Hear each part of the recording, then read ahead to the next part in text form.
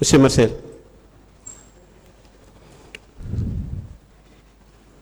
Et après, vous avez dit que votre papa vous a dit, comme vous n'avez pas vu le président capitaine Moussa Dadis Camara, donc de le rejoindre. Est-ce que vous confirmez cela également? Je n'ai rien compris. Vous avez dit devant ce tribunal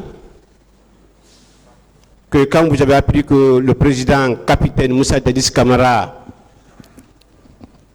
est sorti, votre papa vous a dit d'aller le chercher. Est-ce que vous confirmez cela? Je peux vous répondre. Allez-y, c'est pourquoi j'ai posé cette question, c'est pour comprendre. Le président Moussa Dadis Camara, mon père m'a confié au président Moussa Dadis Camara depuis Massanta. Et il avait l'estime du capitaine Moussa Dadis Camara. Et lorsqu'on a constaté que le président est sorti, est-ce qu'on a vu, il est sorti, je parlais avec mon neveu, j'ai dit, ah, le président est sorti, donc revenons à la maison. Le papa a compris que le président, il était paralysé, hein, du côté droit, complètement, mais il avait son esprit quand même. C'est un gendarme, il a fait la Havane. Il m'a dit, tu fais partie de la garde, ne reste pas ici, il faut rejoindre ton chef. Il faut aller faire ton service. Le président est sorti, pourquoi tu es là? C'est comme ça. C'est un militaire. Donc, c'est ce qui vous a poussé d'aller au stade. C'est cela? C'est ce qui m'a poussé d'aller à sa recherche jusqu'au stade. Maintenant que vous n'avez pas vu le président capitaine Moussa Dadis Camara au stade, pourquoi vous êtes resté? Je ne suis pas resté. Vous avez fait combien de temps à l'intérieur du stade, sur la pelouse? Je ne suis pas resté. J'ai expliqué ça ici. Mais est-ce que vous avez écouté M. Paouri? Beaucoup de leaders ont passé ici. Oui, est-ce que vous les avez écoutés? Bon, on les a tous écoutés. Vous avez fait combien de temps à l'intérieur?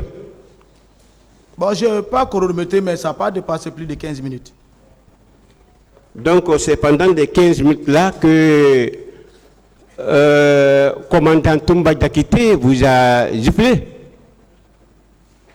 Non, mais Toumba ne m'a pas giflé. Ah. Vous dites Toumba m'a giflé? Toumba vous a dit qu'il m'a giflé. C'est vous qui qualifiez, hein? Vous dites qu'il m'a giflé. Vous dites ah encore? Ah, M. Marcel. Je continue, hein, M. Marcel.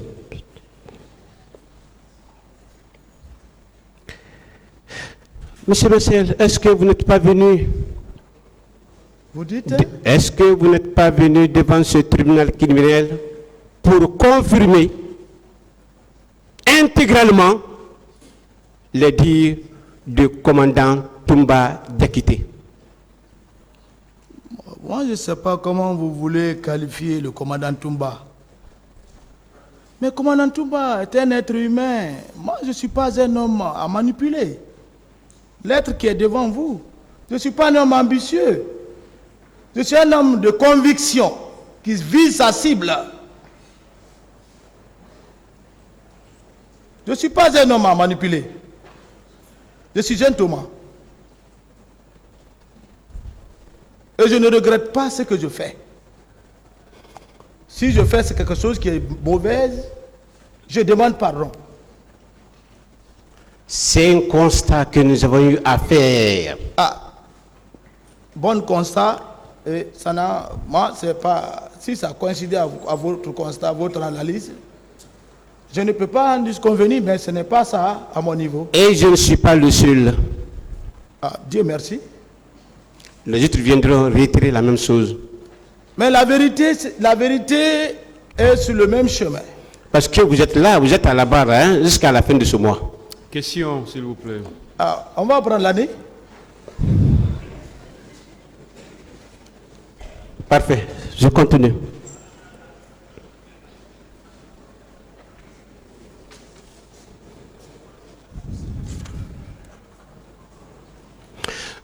Vous avez dit devant ce tribunal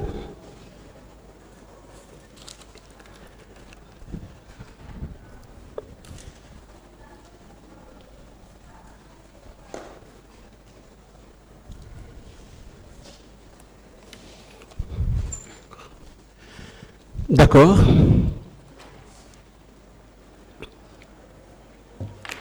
Et capitaine Marcel, pourquoi vous avez pourchassé pour le Tchegoro Camara? Parce que votre client, ce sont eux qui ont mis le feu, de l'huile dans le feu. D'accord. Vous avez quelle preuve? La preuve, c'est ce que je suis. Vous voulez. La preuve, c'est ça, c'est eux qui ont mis le feu. Oui, mais Il était le cordon ombilical entre les leaders et le président. Voilà. Celui que le président a envoyé pour coordonner tout ce qui devait se passer. Le président lui-même a dit à plusieurs personnes, il ne veut pas reconnaître seulement. Même dans les procès verbaux, tout est clair. Alors, si eux-mêmes, ils nient leur procès verbal, un président de la République qui nie son procès verbal, un ministre d'État qui nie son procès verbal, un ministre de la Sécurité qui nie son procès verbal. Ici, là-bas, vous êtes des avocats professionnels, je pense. vous avez reconnu quoi? Si le président, Moi, je n'ai pas falsifié mon procès s'il vous verbal. plaît, si le président, capitaine Moussa Dadis Camara, a nié son PV, le ministre Tchegoro Camara a nié son PV, Totalement. vous avez reconnu quoi depuis que vous êtes là, maintenant? Bien. Reconnaître. Ma première comparaison, je n'ai pas falsifié aucun mot. Aucun mot. Pourquoi cette deuxième sortie? Deuxième sortie, c'est pour éclairer la lanterne du tribunal. Qu'est-ce que vous avez dit pour éclairer la révision de ce tribunal criminel? Qu'est-ce que vous avez dit? Voilà, c'est ce que le tribunal est en train d'entendre maintenant, depuis le début, le lundi passé. Le tribunal va apprécier. Sinon que depuis que vous êtes venu à la barre, pour cette deuxième sortie, vous n'avez rien dit de l'essentiel. Seulement que vous avez reconnu que vous avez été au stade. À part de cela, vous n'avez rien dit de l'essentiel. Qu'en dites-vous? Parce que ce n'est pas avantageux pour votre client. Mon client, le Tchegoro, est serein, il ne se reproche de rien dans cette affaire du 28 septembre. Vous verrez d'ici la fin de ce procès. C'est vous qui êtes juge maintenant. Hein?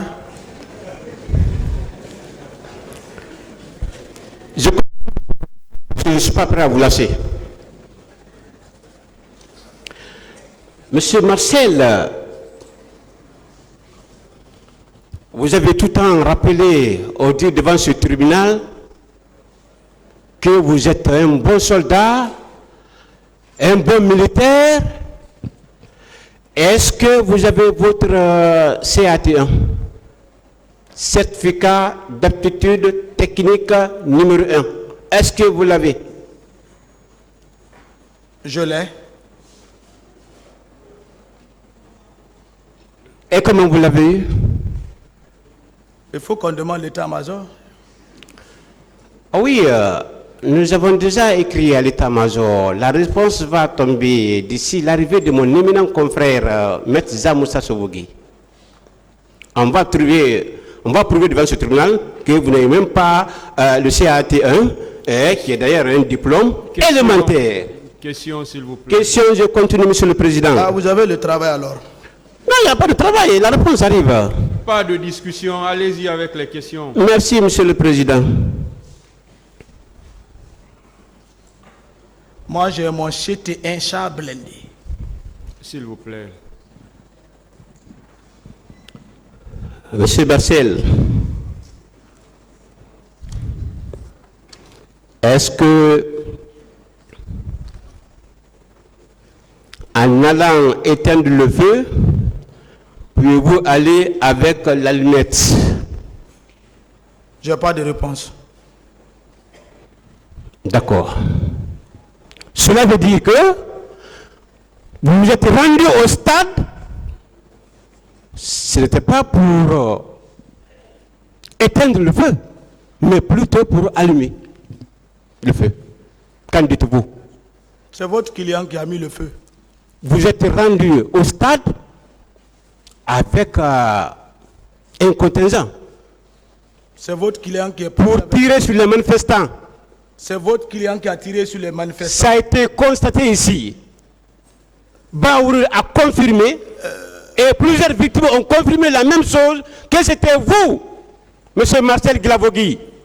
Baouri n'a pas dit que Marcel a tiré sur un manifestant. Aucun leader. Il a dit. Non.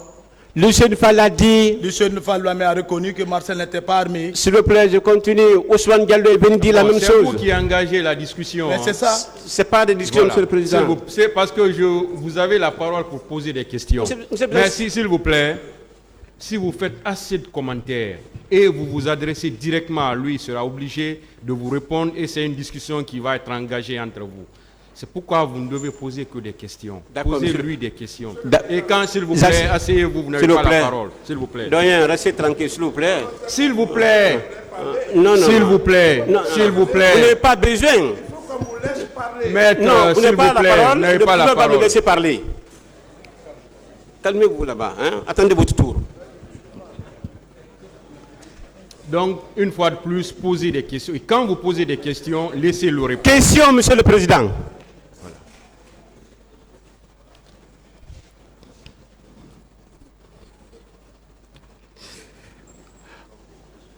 Monsieur Marcel, est-ce que vous savez que la Guinée est un pays foncièrement religieux? Est-ce que vous le savez? Monsieur Marcel, c'est une question que j'ai posée. Laissez-le répondre. Nous ne sommes pas à la mosquée ou à l'église. Ah, super, parfait. Vous avez un chapelet? Parce que je suis chrétien. Vous pensez que en venant avec le chapelet devant ce tribunal, c'est ce qui va changer les donnes? Et il est écrit dans Galates chapitre... oui, il est dans le livre de Galates. Allez-y. Porter la croix du Jésus. C'est pourquoi nous le portons, c'est un signe. C'est comme tout musulman qui a son petit chapelet, partout où il est.